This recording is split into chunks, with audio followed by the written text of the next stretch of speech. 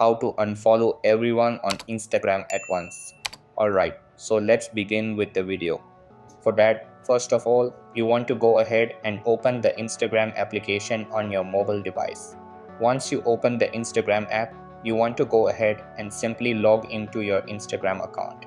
So once you're logged into your account, go ahead and tap on your profile icon at the bottom right corner. And just like so, you want to go ahead and simply tap on following. And inside here, you'll find all the followers that you have followed on Instagram. If you would like to unfollow everyone at once, you want to head back and then tap on the three-line icon. From here, scroll all the way to the bottom, then tap on help. You want to go ahead and tap on report a problem, then tap on report a problem again. Just like so, tap on don't include and continue. And inside here, you want to go ahead and request Instagram to help you unfollow your following on Instagram. Also include the reason, and once it is done, hit the send button at the top right corner. And just like so, the Instagram support will get back to you with solutions. So that's basically how you can unfollow everyone on Instagram at once. So that's all for this video.